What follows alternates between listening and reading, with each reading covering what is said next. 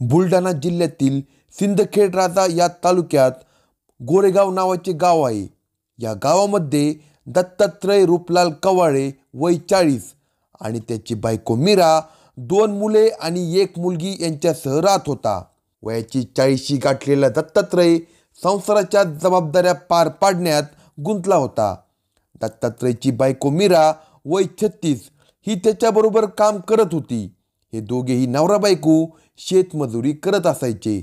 दत्तात्रयची आई, भाऊ आणि त्याचा परिवार त्याच गावात राहत होता. पण दत्तात्रय हा बायको व मुलींसह विभक्त राहत होता. सरळमार्गी दत्तात्रय कामाच्या संसाराच्या व्यापात होता. त्याचा त्याच्या बायकोवर विश्वास होता, पण त्याच्या बायकोचे म्हणजे मीराचे पाऊल मात्र चुकीच्या मार्गावर पडण्यास सुरुवात झाली होती.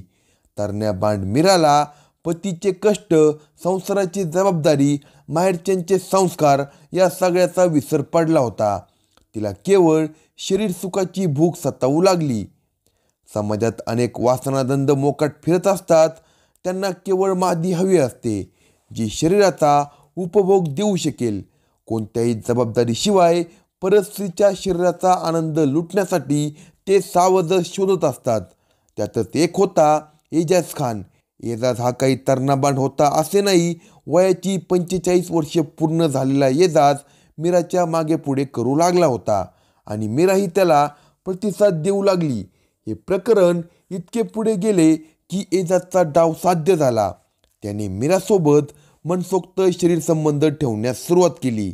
त्याचे ते मोकाटपणे जनावरासारखे रगडून काढणे तिलाही आवडू लागले. पतीचा विश्वासघात करून ती परपुरुषाला सुख देण्यात धन्यता मानू लागली. कधी उसाच्या शेतात चोरी चुपे संबंध ठेवत होती, तर कधी कुणी नसताना घरात बोलावून शरीर सुख घेत होती. हे सगळे कोणाला कळणार नाही असे तिला वाटत होते. पण घाणीचा घाणवास लवकरच येतो तसेच झाले. तिच्या अनैतिक संबंधाची कुजबूज गावात सुरू झाली.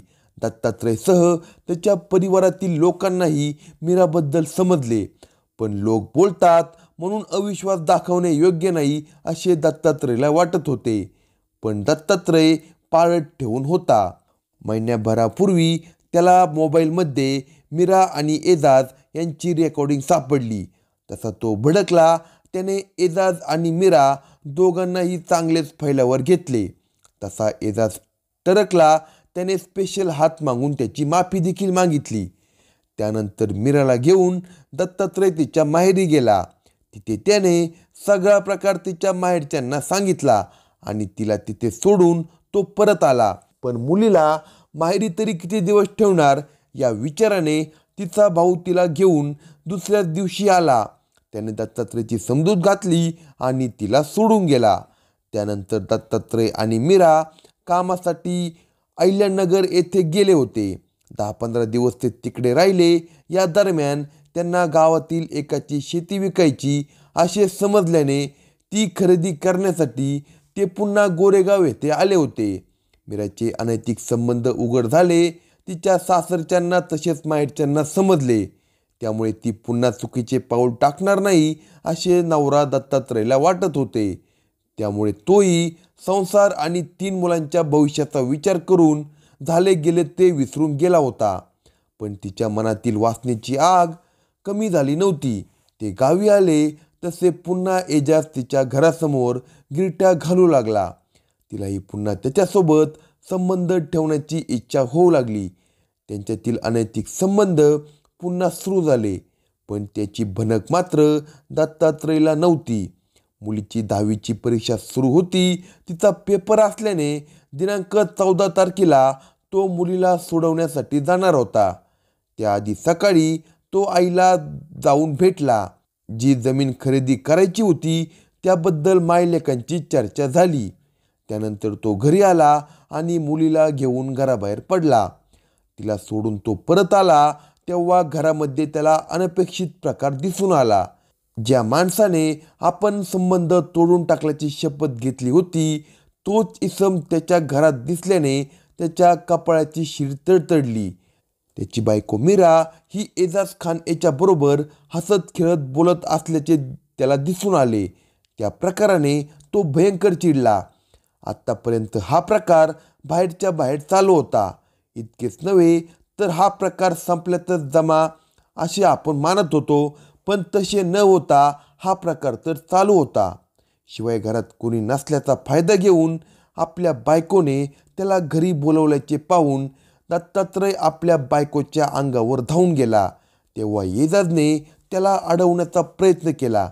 तसा दत्तात्रय एजाजच्या अंगावरही धावून गेला. त्याचा हा आक्रमक पवित्रा पाहून मीराने एजाजला खुणावले. तसा एजाज सावध झाला. दोघांनी मिळून दत्तात्रयला पकडले आणि त्याचे हातपाय दोरीने बांधून त्याला बेडवर बांधून ठेवले. त्यामुळे दत्तात्रयला काहीच हालचाल करता येत नव्हती. आपली बायको या परक्या पुरुषासाठी इतक्या नीच पातळीवर आल्याचे पाहून दत्तात्रय मनोमन दुखावला. हे जग चांगल्या माणसाचे नाही, इथे नैतिकता जपली जात नाही, या जगात राहणेच नको असे त्याला क्षणभर वाटले. पण मुलांसाठी आणि आईसाठी त्याचा जीव कळवळत होता. म्हणून त्याने प्रतिकार करण्याचा प्रयत्न केला, पण त्याचे काही चालले नाही. मीरा आणि तिचा प्रियकर एजाजने घरातील दोर घेतला आणि दत्तात्रयला संपवायचेच या निर्धाराने त्याचा गळा आवळला. क्षणभरात श्वास कोंडून दत्तात्रय मरण पावला. तो ठार झाल्याची खात्री पडताच एजाज घरातून पसार झाला, तर मीरानेही पळ काढला होता. त्या दरम्यान दत्तात्रयची आई येत होती. तिने एजाजला घाबरलेल्या अवस्थेत पळून जात असताना पाहिले. काय झाले असेल असा विचार करत तिची पावले दत्तात्रयच्या घराकडे पडत होती.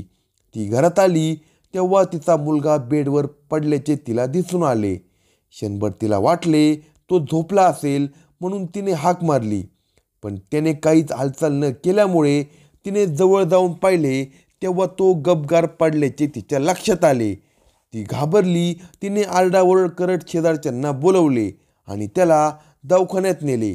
दवाखान्यात गेल्यानंतर मात्र तो मरण पावल्याचे डॉक्टरांनी सांगितले. इतकेच नव्हे तर हा मृत्यू नैसर्गिक नसून अनैसर्गिक असल्याचे सांगितल्याने तुळसाबाई रूपलाल कव्वाळे हिने साखरखेर्डा पोलीस स्टेशन गाठले आणि आपल्या मुलाचा खून झाल्याची फिर्याद दिली. त्या फिर्यादीवरून गुन्हा नोंद केला. त्यानंतर दत्तात्रयच्या मृतदेहाचे पोस्टमॉर्टम करण्यात आले. तेव्हा त्याचा गळा आवळून मृत्यू झाल्याचा अहवाल मिळाल्यानंतर कलम 302 नुसार गुन्हा दाखल झाला. दत्तात्रयच्या आईकडून या संदर्भात माहिती घेतली असता तिने पोलिसांना दत्तात्रयच्या खुनामागचे कारण सांगितले. दत्तात्रयची बायको मीरा ही मौजे गोरेगाव या गावात राहणाऱ्या एजाज खान नामक तरुणाच्या प्रेमात पडली होती. हे दोघे घरी कुणी नसताना गुपचूप भेटत होते. त्यांची शरीर संबंधापर्यंत मजल गेली होती. दत्तात्रयला बायकोचे प्रताप समजले तेव्हा त्याने सर्वप्रथम आपल्या बायकोला झाडले. तसेच एजाजची देखील कान उघडणी केली. तेव्हा एजाजने त्याची माफी मागत हे प्रकरण संपवत आहे असे सांगितले. त्यानंतर कव्वाळे दाम्पत्य काही दिवसासाठी अहिल्यानगर येथे मजुरीसाठी गेले. या दरम्यान त्यांना गावातील एकाची शेती विकायची असे समजल्याने ती खरेदी करण्यासाठी ते पुन्हा मौजे गोरेगाव येथे आले होते. दरम्यान मुलीला परीक्षेला सोडण्यासाठी तो गेला होता. तो परत आला म्हणून त्याला भेटायला गेल्यानंतर त्याचा मृतदेह बेडवर पडलेला आढळला. त्याआधी रस्त्यात एजाज घाईघाईने पळून जात असल्याचेही दिसले. तसेच मीरा ही घरातून गायब झाली होती अशी माहिती दत्तात्रयच्या आईने दिल्यानंतर हा खून अनैतिक संबंधाला विरोध केल्याने झाल्याचे स्पष्ट झाले. पोलिसांनी मीरा दत्तात्रय कव्वाळे वय 36 आणि तिचा प्रियकर एजाज खान पठाण वय 45 या दोघांना देखील अटक केली आहे. अशाच नवनवीन क्राईम स्टोरी ऐकण्यासाठी कलम 302 या मराठी चॅनलला सबस्क्राईब करा आणि आपल्या प्रतिक्रिया कमेंट बॉक्समध्ये कळवा.